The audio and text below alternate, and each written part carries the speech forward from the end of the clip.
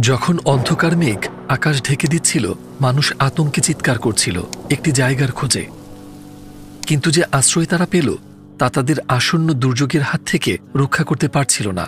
দিগন্তের প্রান্তে এক বিশাল ঘূর্ণিঝড় এগিয়ে আসছিল অন্ধকার ভেদ করে।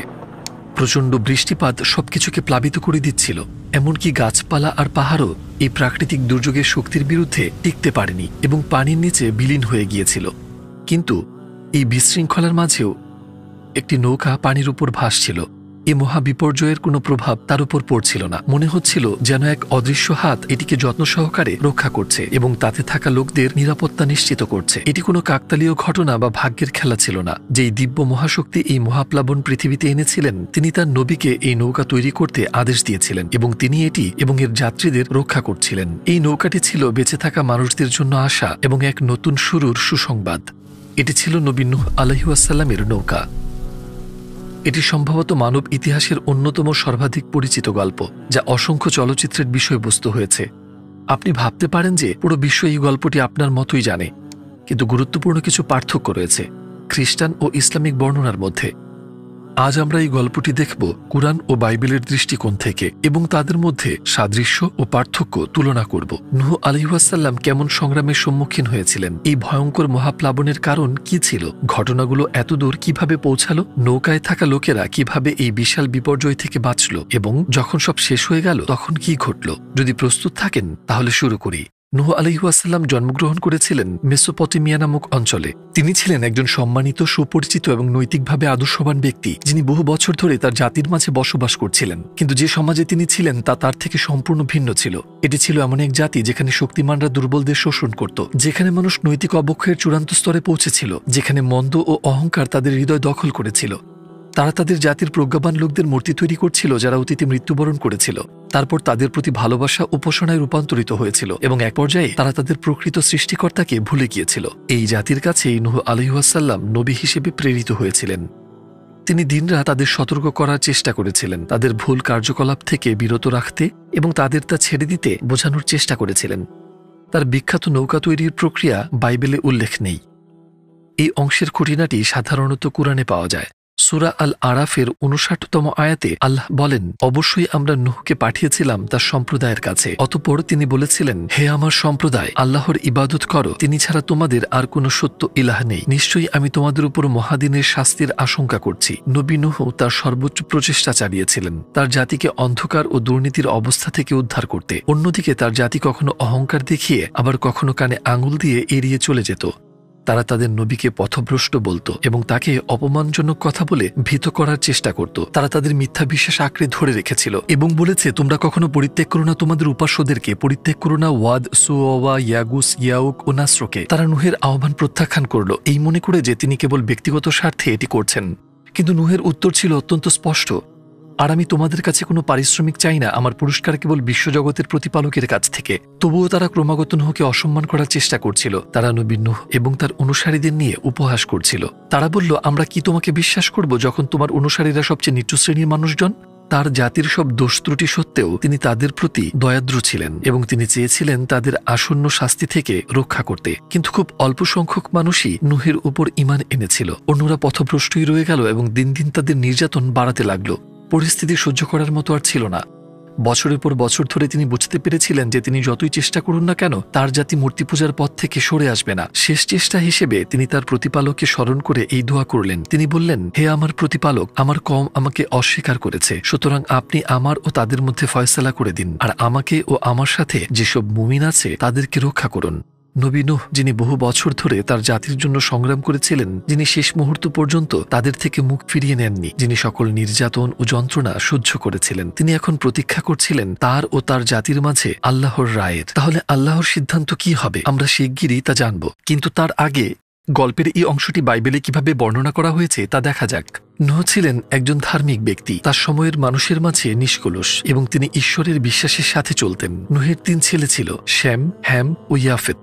তখন পৃথিবী ঈশ্বরের দৃষ্টিতে দুর্নীতিগ্রস্ত হয়ে গিয়েছিল এবং তা ছিল হিংসায় পরিপূর্ণ। ঈশ্বর দেখলেন পৃথিবী কিভাবে দুর্নীতিগ্রস্ত হয়ে পড়েছে, কারণ পৃথিবীর সব মানুষ নিজেদের বিপদকামী করেছে। প্রভু দেখলেন মানুষ জাতির অপকর্ম কত বেশি হয়ে গেছে এবং মানুষের অন্তরের চিন্তা ভাবনার প্রবণতা সবসময়ই ছিল মন্দের দিকে। প্রভু অনুতপ্ত হলেন যে তিনি মানুষ সৃষ্টি করেছিলেন পৃথিবীতে এবং তার হৃদয় গভীরভাবে দুঃখিত হয়েছিল। বাইবেলের বর্ণনা অনুযায়ী ঈশ্বরের অনুতাপের ঘটনাগুলো সূত্রপাত হয়েছিল যখন কিছু সত্তা, যাদের বলা হয় ঈশ্বরের পুত্র, মানব নারীদের বিয়ে করতে চেয়েছিল। যখন মানুষের সংখ্যা পৃথিবীতে বাড়তে লাগল এবং তাদের কন্যা সন্তানের জন্ম হতে লাগল, তখন ঈশ্বরের পুত্ররা দেখল যে মানুষের কন্যারা সুন্দর এবং তারা যাকে খুশি বিয়ে করল। এই বিবাহগুলোর মাধ্যমে পৃথিবীতে মন্দ বৃদ্ধি পেল এবং মানুষ অত্যাচারীতে পরিণত হল। তখন প্রভু বললেন, আমি পৃথিবীর মুখ থেকে মুছে ফেলব মানুষ জাতিকে, যাদের আমি সৃষ্টি করেছি, এবং তাদের সঙ্গে প্রাণী, পাখি এবং মাটিতে চলাফেরা করা সব প্রাণীকেও, কারণ আমি অনুতপ্ত যে আমি তাদের সৃষ্টি করেছি। কিন্তু কুরআনে আল্লাহর অনুতাপের কোনো উল্লেখ নেই, বরং বাস্তবত এমন কিছু কখনো হতে পারে না, কারণ অনুতাপ আসে ভুল করা বা ভবিষ্যৎবাণী করতে না পারার দুর্বলতা থেকে। আর ইসলামিক বিশ্বাসে আল্লাহর ধারণা সম্পূর্ণ ও নিখুঁত, সেহেতু এমন ত্রুটিপূর্ণ বৈশিষ্ট্য তার সঙ্গে কখনো সম্পর্কযুক্ত হতে পারে না। অবশেষে দীর্ঘ প্রতীক্ষার পর আল্লাহর আদেশ এসে গেল। তাহলে সেই আদেশ কি ছিল? আল্লাহ নূহকে সম্বোধন করে বললেন, যারা ঈমান এনেছে তারা ছাড়া তোমার কওমের আর কেউ ঈমান আনবে না, সুতরাং তারা যা করে সেজন্য তুমি দুঃখিত হইও না। আর তুমি আমার তত্ত্বাবধানে ও আমার নির্দেশক্রমে নৌকা নির্মাণ করো, আর আমার কাছে জালিমদের সম্পর্কে কোনো কথা বলো না, তাদের সকলকে নিমজ্জিত করা হবে। অন্যদিকে বাইবেলে আল্লাহ নূহকে এইভাবে আদেশ দেন, তুমি নিজের জন্য একখণ্ড সাইপ্রেস কাঠ দিয়ে নৌকা তৈরি করো, তাতে ঘর বানাও এবং তার ভিতর বাহিরে পিচ দিয়ে আচ্ছাদিত করো। এভাবেই তুমি নৌকাটি তৈরি করবে। নৌকার দৈর্ঘ্য হবে 300 কিউবিট, প্রস্থ 50 কিউবিট আর উচ্চতা 30 কিউবিট। আর এই নৌকা সম্পর্কে আরও অনেক বিশদ বিবরণ দেওয়ার পর বাইবেল অনুযায়ী ঈশ্বর বললেন, আমি পৃথিবীতে মহাপ্লাবন আনব, যা আকাশের নিচে জীবিত সব প্রাণীকে ধ্বংস করবে, সব প্রাণীদের যাদের মধ্যে প্রাণের নিঃশ্বাস রয়েছে। পৃথিবীর সবকিছু ধ্বংস হয়ে যাবে, কিন্তু আমি তোমার সঙ্গে চুক্তি করব, আর তুমি নৌকায় প্রবেশ করবে, তুমি, তোমার ছেলে, তোমার স্ত্রী আর তোমার ছেলেদের স্ত্রীরাও। খ্রিস্টান বর্ণনা অনুযায়ী নৌকায় উঠেছিল শুধু নূহের পরিবারের সদস্যরা, কিন্তু ইসলামিক বর্ণনায় যদিও তাদের সংখ্যা ছিল অল্প, তবুও সব বিশ্বাসীরা নৌকায় উঠতে পারবে। তবে তার পরিবারের সবাই নৌকায় উঠতে সক্ষম হয়নি, যা ছিল নূহের জীবনের সবচেয়ে বড় কষ্টগুলোর একটি। নূহ আলাইহিসসালাম নৌকা তৈরি করতে শুরু করলেন আল্লাহর কাছ থেকে পাওয়া আদেশ অনুযায়ী। যখন মূর্তি পূজকরা তাকে নৌকা তৈরি করতে দেখল, তারা তাকে উপহাস করা শুরু করল। তারা এসব বলছিল, তুমি তো নবী ছিলে, এখন কাঠমিস্ত্রি হয়ে গেছ, তুমি তো শুকনো জমির মাঝে নৌকা বানাচ্ছ, তুমি কিভাবে এটা ভাসাবে? সত্যই, যেখানে নৌকা তৈরি হচ্ছিল সেখানে সমুদ্র ছিল না, তাহলে এই নৌকা কিভাবে চলবে? নবী নূহ এসব কথায় কোনো গুরুত্ব দিলেন না এবং আল্লাহ যা আদেশ দিয়েছেন তাতে মনোযোগ দিলেন। তিনি ভালো করেই জানতেন তার প্রভু অসীম শক্তির অধিকারী, সবকিছু করতে সক্ষম, এবং তিনি তার প্রতিশ্রুতি কখনো ভঙ্গ করেন না। তাই তিনি নির্মাণ চালিয়ে যেতে লাগলেন। অবশেষে যখন আমাদের ফরমানিশে পৌঁছালো এবং জমিন হতে পানি উথলে উঠতে লাগলো, আমরা বললাম, প্রত্যেক শ্রেণীর যুগলের দুটি তাতে তুলে নাও, আর তোমার পরিবার পরিজনকে, তাদের ছাড়া যাদের ব্যাপারে আগেই ঘোষণা দেয়া হয়েছে, তারা আর যারা ঈমান এনেছে তাদেরকেও। আর তার সাথে অল্প সংখ্যকই ঈমান এনেছিল। নৌকার অবতরণের স্থানে জীবন টিকিয়ে রাখার জন্য তাকে প্রতিটি জীবের একজোড়া নৌকায় তুলতে আদেশ দেওয়া হয়েছিল। একই রকম আদেশ বাইবেলেও রয়েছে, তবে এক চমকপ্রদ পার্থক্য সহ। এই আদেশ দুটি ভিন্ন অনুচ্ছেদে বর্ণিত, কিন্তু প্রাণীর জোড়ার সংখ্যা 2 জায়গায় 2 রকম। তুমি সব জীবের একজোড়া নর ও নারী নৌকায় নিয়ে আসবে, যাতে তারা তোমার সঙ্গে বাঁচতে পারে। তবে 7ম অধ্যায়ে আদেশ এভাবে দেওয়া হয়েছে, প্রতিটি পরিচ্ছন্ন প্রাণীর 7 জোড়া নাও, একটি পুরুষ ও তার সঙ্গিনী, আর প্রতিটি অপবিত্র প্রাণীর 1 জোড়া, একটি পুরুষ ও তার সঙ্গিনী, এবং প্রতিটি প্রকারের পাখির 7 জোড়াও, পুরুষ ও স্ত্রী, যাতে পৃথিবীতে তাদের বংশ চলতে পারে। প্রথম অনুচ্ছেদে 1 জোড়া প্রাণী, দ্বিতীয় অনুচ্ছেদে 7 জোড়া প্রাণী। নূহ তার প্রভুর আদেশ মতো সবকিছু ঠিকঠাক করলেন, এবং এখন সময় এসে গেছে। মহাপ্লাবনের আগমন সূচিত করতে আল্লাহ ভূপৃষ্ঠ থেকে পানি উৎসারিত করে দিলেন। বাইবেল অনুযায়ী তখন নূহের বয়স ছিল 600 বছর, কিন্তু কুরআনের বর্ণনায় উক্ত ঘটনার সময় পর্যন্ত তিনি তার জাতির মধ্যে 950 বছর ধরে অবস্থান করেছিলেন। বাইবেল বলে সেটি ছিল সেই বছরের 2য় মাসের 17তম দিন। নূহ আলাইহিসসালামের সঙ্গে বিশ্বাসীরা ও প্রাণীদের জোড়া নৌকায় উঠে পড়ল। তারপর আকাশে অন্ধকার মেঘ জমল এবং ভয়ঙ্কর এক বৃষ্টি নিয়ে এলো। যখন পানি বাড়তে লাগল, জমিতে স্থির হয়ে থাকা নৌকাটি ধীরে ধীরে ভেসে উঠতে লাগল। নূহের জাতি, যারা তাকে বিশ্বাস করতে অস্বীকার করেছিল এবং তার পুরো নবুয়তের সময় তাকে কষ্ট দিয়েছিল, তারা হতভম্ব হয়ে বুঝতে পারল তাদের কৃতকর্মের ভয়ানক মূল্য দেওয়ার সময় এসে গেছে। তারা পালানোর জায়গা খুঁজতে লাগল, কিন্তু তা ব্যর্থ ছিল। যেন আকাশ ছিদ্র হয়ে গেছে, পানি প্রচণ্ডভাবে নেমে আসছিল, এবং জমির প্রস্রবণগুলো ফেটে গিয়েছিল। আল্লাহ এই বিশাল বন্যা পাঠাচ্ছিলেন এক জাতির উপর যারা বহু বছর ধরে তার নবীকে অত্যাচার করেছে, এক জাতি যারা দীর্ঘ সময় ধরে নিজেদের অবস্থানে অনড় ছিল। এই ঘটনা এক শিক্ষা হিসেবে ভবিষ্যৎ প্রজন্মের জন্য গল্প হয়ে থাকবে। বাইবেল অনুযায়ী নুহের সব সন্তান নৌকায় ছিল, কিন্তু কুরআন বলে তার এক ছেলে নৌকায় ওঠেনি, কারণ সে নুহের প্রতি বিশ্বাস আনেনি। কুরআনে তার নাম উল্লেখ করা হয়নি, কিন্তু তার ও নুহের মধ্যে কথোপকথন এইভাবে বর্ণিত হয়েছে। পর্বত সদৃশ্য তরঙ্গমালার মধ্য দিয়ে তা তাদেরকে নিয়ে বয়ে চলল। তখন নুহ তার পুত্রকে, যে তাদের থেকে আলাদা হয়ে গিয়েছিল, ডাক দিয়ে বলল, হে আমার প্রিয় পুত্র, আমাদের সঙ্গে আরোহণ করো, কাফিরদের সঙ্গে থেকো না। সে বলল, আমি এক্ষুনি পাহাড়ে আশ্রয় নেব যা আমাকে পানি থেকে রক্ষা করবে। নূহ বলল, আজ আল্লাহর হুকুম থেকে কোনো কিছু রক্ষা করতে পারবে না, অবশ্য আল্লাহ যার প্রতি দয়া করবেন সে রক্ষা পাবে। অতঃপর ঢেউ তাদের দুজনের মাঝে আড়াল করলো, আর সে ডুবে যাওয়া লোকেদের মধ্যে সামিল হয়ে গেল। একজন পিতা সেই পরিস্থিতিতে থাকা কল্পনা করুন, আর তিনি কেবল বলেননি আমার ছেলে, তিনি বলেছেন আমার প্রিয় পুত্র। তিনি তার প্রতি অতিরিক্ত ভালোবাসা ও মমতা দেখিয়েছেন। সব দুঃখ কষ্ট সহ্য করার পরেও তিনি দেখলেন তার সন্তানের এমন আচরণ, এবং তারপর তাকে ডুবে যেতে। নুহের জন্য এটা কতটা বিধ্বংসী হতে পারে কল্পনা করুন। যখন আকাশের ঝড় আরও প্রবল হতে লাগলো, নৌকার যাত্রীরা যেই জাহাজে ছিল তা ছিল বাঁচার একমাত্র উপায়, আর তা আল্লাহর রহমতে পাহাড় সম ঢেউ প্রতিহত করছিল। বিশ্বাসীদের ভরা এই নৌকার নেতা হিসেবে নূহ ঝড় চলাকালীনও তার দায়িত্ব পালন করে যাচ্ছিলেন। বন্যা বহুদিন স্থায়ী হয়েছিল। নৌকার দোল খাওয়া ডেকে প্রতিটি দিন ছিল ঈমানদারদের জন্য এক ধৈর্যের পরীক্ষা।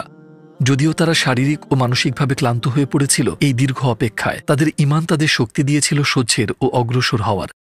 অবশেষে আকাশ পরিষ্কার হয়ে উঠল এবং বন্যা সেই ভয়ঙ্কর রাগ থেমে গেল। আল্লাহ নিরাপদে নৌকাটি একটি পাহাড়ের চূড়ায় স্থাপন করলেন। কুরআনে এই মুহূর্তটি এইভাবে বর্ণিত, হে জমিন, তোমার পানি গিলে ফেলো, আর হে আকাশ, থামো। অতঃপর পানি জমিনে বসে গেল, কার্য সমাপ্ত হল। নৌকা যদি পর্বতে এসে ভিড়ল, আর বলা হল, জালিম লোকেরা ধ্বংস হোক। আর বাইবেল এই বিষয়ে যা বলে তা হল, পানি ধীরে ধীরে পৃথিবী থেকে সরে যেতে লাগল। 150 দিনের পরে পানি কমে গেল, আর সপ্তম মাসের 17তম দিনে নৌকাটি আরারাত পাহাড়ে থেমে গেল। কিন্তু প্রশ্ন হল, এই বন্যা কি পুরো পৃথিবীতে হয়েছিল, নাকি এটি কেবল নির্দিষ্ট একটি অঞ্চলকে প্রভাবিত করেছিল? যেখানে বাইবেল স্পষ্ট করে বলে যে এটি পুরো পৃথিবীকে ঢেকেছিল, সেখানে কুরআন এই বিষয়টি অনির্ধারিত রেখেছে। কেউ কেউ এটিকে বিশ্বজনীন বন্যা হিসেবে ব্যাখ্যা করেছেন, আবার অন্যরা বলছেন এটি একটি আঞ্চলিক ঘটনা ছিল। কিন্তু যখন বিষয়টি আকাশ ও পৃথিবীর সৃষ্টিকর্তা সম্পর্কে এবং তার একটি মহান মুজিজা নিয়ে, তখন কতটুকু এলাকা প্রভাবিত হয়েছিল তা নিয়ে বিতর্ক অর্থহীন হয়ে যায়। কারণ যিনি অসীম শক্তির অধিকারী, তার জন্য উভয়টি সমান সহজ। কিন্তু আমাদের মনোযোগ দেওয়া উচিত এই ঘটনার অন্তর্নিহিত বার্তার দিকে। নৌকা পাহাড়ে অবতরণ করার পরের ঘটনাগুলো বাইবেলে এভাবে বর্ণিত হয়েছে। তারপর নূহ একটি বেদি নির্মাণ করলেন প্রভুর জন্য, এবং পরিচ্ছন্ন প্রাণী ও পরিচ্ছন্ন পাখিদের কিছু নিয়ে তিনি তাতে উৎসর্গ করলেন। প্রভু সেই সুগন্ধ অনুভব করলেন এবং মনে বললেন, মানবজাতির কারণে আমি আর কখনো পৃথিবীকে অভিশপ্ত করব না। যদিও মানুষের হৃদয়ের প্রবণতা শৈশব থেকেই মন্দ, আমি আর কখনো সব জীবকে ধ্বংস করব না যেমনটা আমি করেছিলাম। আপনার যদি জেনেসিসের 6 নম্বর অধ্যায়ের কথা মনে থাকে, সেখানে বলা হয়েছিল ঈশ্বর মানুষ সৃষ্টি করে অনুতপ্ত হয়েছিলেন এবং তাই তিনি তাদের ধ্বংস করার সিদ্ধান্ত নিয়েছিলেন। এখানে 8ম অধ্যায়ে দেখা যায় যেন তিনি ক্রোধের মুহূর্তে বন্যা আনলেন। সবশেষে এক সুগন্ধ দ্বারা তিনি শান্ত হলেন এবং বুঝলেন তিনি ভুল করেছেন। অনুতাপ অনুভব করা, রাগে হঠকারী সিদ্ধান্ত নেওয়া, ভুল করা, এ ধরনের বিষয় সৃষ্টিকর্তার ব্যাপারে কিভাবে কল্পনা করা যায়? আরেকটি আশ্চর্যজনক বাইবেলীয় বর্ণনায় 9ম অধ্যায়ে বলা হয়েছে, নূহ মাটির একজন মানুষ একটি বাগান রোপণ করলেন। তিনি যখন তার তৈরি মদ পান করলেন, তখন মাতাল হয়ে পড়লেন এবং তার তাঁবুর মধ্যে নগ্ন অবস্থায় শুয়েছিলেন। হাম, কনআনের পিতা, তার বাবাকে নগ্ন দেখে ফেলল এবং বাইরে গিয়ে তার 2 ভাইকে বলল। তখন শেম ও ইয়াফেত একটি কাপড় নিল এবং তাদের কাঁধে রাখল। পিছন দিকে হেঁটে গিয়ে তাদের বাবার নগ্ন দেহ ঢেকে দিল। তারা মুখ ফিরিয়ে রাখল যাতে তারা তার বাবাকে নগ্ন না দেখে। এই ঘটনা সংক্ষেপে বললে, নূহের এক ছেলে হাম তার ভাইদের বলেন বাবার অবস্থা দেখে কিছু করতে। তারা এসে একটি কাপড় দিয়ে তাদের বাবাকে ঢেকে দেয়। কিন্তু এরপর ঘটে এক বিস্ময়কর ব্যাপার। চলুন দেখি। নূহ যখন মদ থেকে জ্ঞান ফিরে পান এবং তার ছোট ছেলের কীর্তির কথা জানতে পারেন, তিনি বলেন, কনআন অভিশপ্ত হোক, সে তার ভাইদের মধ্যে সবচেয়ে নিচু দাস হবে। তিনি আরও বললেন, শেমের ঈশ্বর প্রভুকে ধন্যবাদ, কনআন শেমের দাস হোক। আল্লাহ ইয়াফেতের রাজত্ব বাড়িয়ে দিন। ইয়াফেত শেমের তাঁবুতে বাস করুক, আর কনআন ইয়াফেতের দাস হোক। প্রথমত লক্ষ্য করুন, একজন নবীর ব্যাপারে মদ্যপান করে নগ্ন হয়ে যাওয়া এমন ঘটনা মেনে নেওয়া কতটা অশোভন ব্যাপার। দ্বিতীয়ত, এই অনুচ্ছেদে হাম তার ভাইদের ডেকে বাবার লজ্জাজনক অবস্থার সমাধান করতে বলেন, যা প্রকৃতপক্ষে কোনো ভুল কাজ নয়, বরং একটি ইতিবাচক কাজ। তবুও আশ্চর্যজনকভাবে অভিশাপ হামকে করা হয়নি, বরং তার ছেলে কনানের উপর দেওয়া হয়, যার এই ঘটনায় কোনো ভূমিকা ছিল না। এটা কোনোভাবেই গ্রহণযোগ্য নয় যে একজন নবী, যিনি ন্যায়ের প্রতীক ও আদর্শ, তিনি এমন কাজ করতে পারেন। আরও অবাক করার বিষয় হল, ঈশ্বর এমন কাজকে মানবজাতির জন্য একটি উত্তম উদাহরণ হিসেবে দেখাতে চাইবেন। কিন্তু সবচেয়ে কষ্টের বিষয় হল, মধ্যযুগে এই অভিশাপকে কেন্দ্র করে যেসব ঘটনা ঘটেছে তা। এই কথাগুলো খেয়াল করুন। কনআন অভিশপ্ত হোক, কনআন শ্যামের দাস হোক, কনআন ইয়াফেতের দাস হোক। 1500 শতক ও এর পর থেকে একটি বিশ্বাস ছড়িয়ে পড়ে যে এই অভিশাপই নাকি কৃষ্ণবর্ণের কারণ। এই বাইবেলীয় অংশটি ব্যবহার করা হয়েছিল আফ্রিকার কৃষ্ণাঙ্গদের দাসত্বকে ন্যায়সঙ্গত করার জন্য। শুনতে অমানবিক মনে হলেও এটি একটি ঐতিহাসিক বাস্তবতা। গোমেস ইনস ডিয়াজুরারা, একজন পর্তুগিজ ঐতিহাসিক, লিখেছেন, তিনি যেসব শৃঙ্খলাবদ্ধ আফ্রিকানদের দেখেছিলেন তারা এতটাই দুর্দশাগ্রস্ত ছিল কারণ মহাপ্রলয়ের অর্থাৎ মহাবন্যার পর নূহ হামের উপর যে অভিশাপ দিয়েছিলেন তাতে বলা হয়েছিল তার বংশধররা পৃথিবীর সব জাতির দাস হবে। এসব পড়তেও আমার অস্বস্তি লাগে। আবার আলেকজান্ডার ক্রামেল, একজন আফ্রিকান আমেরিকান পাদ্রী ও ক্যামব্রিজে শিক্ষাপ্রাপ্ত পণ্ডিত, 1862 সালে লিখেছিলেন, খ্রিস্টান জগতে প্রায় সর্বজনীন ধারণা ছিল কৃষ্ণাঙ্গদের সকল কষ্ট ও দাসত্ব নূহের অভিশাপের ফল। অবশ্য বাইবেলের পাঠ্যাংশে সরাসরি বলা হয়নি যে কৃষ্ণাঙ্গত্ব এই অভিশাপের কারণে হয়েছে। আর আজকের খ্রিস্টান ধর্মগুরুরা বলেন এই ব্যাখ্যা সম্পূর্ণরূপে ভুল। আর অবশ্যই কোনো ধর্মকে তার অনুসারীদের ভুলের কারণে বিচার করা উচিত নয়। তবে গুরুত্বপূর্ণ বিষয় হল ধর্মীয় মূল গ্রন্থ আসলে কি বলছে। আমরা কথা বলছি একজন মহান নবী নূহ নবীকে নিয়ে, যিনি তার জাতির জন্য অত্যন্ত আন্তরিক ও দৃঢ় সংগ্রাম করেছিলেন। কিন্তু বাইবেলে যেভাবে তার সম্পর্কে বর্ণনা করা হয়েছে তা তার সম্পর্কে কল্পনাও করা যায় না। অপরদিকে ইসলাম এই ধরনের কোনো বর্ণনাকেই রাসূলদের জন্য গ্রহণ করে না, এবং ইসলাম এই বিষয়টিও মানে না যে আল্লাহ এমন বর্ণনা মানবজাতির জন্য ওহী হিসেবে পাঠাবেন, এমন একটি ওহী যেখানে বিরোধ ও অশোভন বক্তব্য বিদ্যমান থাকে। আবার নৌকায় নামা প্রাণীদের জোড়ার সংখ্যা মনে করুন। বাইবেলের জেনেসিস গ্রন্থে দুটি ভিন্ন সংখ্যা দেওয়া হয়েছে। এটি একটি বিরোধিতা। সৃষ্টিকর্তা কিভাবে ওহী পাঠাতে গিয়ে ভুল করবেন? আর বাইবেলের কাহিনীতে সৃষ্টিকর্তার ব্যাপারে অন্য যেসব বক্তব্য এসেছে তাকে এমনভাবে চিত্রিত করা হয়েছে যিনি কিছু বিষয়ের ভবিষ্যৎবাণী করতে পারেননি, বা যিনি রাগ নিয়ন্ত্রণে ব্যর্থ হয়েছেন। সবশেষে আবার তিনি অনুতপ্ত হয়েছেন তার কাজের জন্য। এ ধরনের বক্তব্য আল্লাহ সম্পর্কে কখনোই গ্রহণযোগ্য নয়, কারণ তিনি সব ধরনের ত্রুটির ঊর্ধ্বে। কিন্তু কুরআনে আমরা দেখি এই কাহিনী বর্ণিত হয়েছে একটি নিখুঁত রূপে, কোনো বিরোধিতা বা অশোভন বক্তব্য ছাড়া, এবং আল্লাহকে বর্ণনা করা হয়েছে তার মর্যাদার যথোপযুক্তভাবে। তাহলে এই সব বিবেচনায় কি এটা বলা যায় না আল্লাহ কুরআন পাঠিয়ে পূর্ববর্তী গ্রন্থগুলোর ভুল ব্যাখ্যাগুলো সংশোধন করেছেন? ঠিক এই কাহিনীর মতোই ভুল বর্ণনাগুলোর সঠিক সংস্করণ দিয়ে দিয়েছেন। আর আমরা কি এও বলতে পারি না যে কুরআন নাজিলের মাধ্যমে আল্লাহ সংশোধন করেছেন বাইবেলের মিথ্যা বিশ্বাস, যেটা শতাব্দী ধরে চলেছে? আর কুরআন তাও সংশোধন করেছে যিশু সম্পর্কে খ্রিস্ট ধর্মে যে ভ্রান্ত বিশ্বাস প্রবেশ করেছিল, তার সৃষ্টিকর্তা হওয়ার মিথ্যাকে অস্বীকার করে ঘোষণা দেন তিনি ছিলেন আল্লাহর প্রেরিত মহান রাসূলদের একজন। আমরা সবাই চলছি একটি নির্দিষ্ট পথে, একটি বিশাল জাহাজে ভর করে, যার নাম পৃথিবী, আর আমাদের সমুদ্র হল এই বিশাল মহাকাশ। ইতিহাস জুড়ে নূহ আলাইহিসসালামের মতো হাজারো নবী রাসূল এই জাহাজে মানবতাকে নেতৃত্ব দিয়েছেন। ঈসা আলাইহিসসালামও তাদেরই একজন ছিলেন। তারা সকলে মানুষকে সত্যের কাছে আনার চেষ্টা করেছেন। কিন্তু যখন যিশু আলাইহিসসালামের নিয়ে আসা প্রকৃত বিশ্বাস বিকৃত হয়ে গেল, তখন এই জাহাজ তুলে দেওয়া হলো শেষ নেতার হাতে। এই তুলনাগুলোর আলোকে আপনি কি মনে করেন না যে এই শেষ নেতা হচ্ছেন রাসূল মুহাম্মদ সাল্লাল্লাহু আলাইহি ওয়াসাল্লাম, আর আমাদের কম্পাস হচ্ছে পবিত্র কুরআন?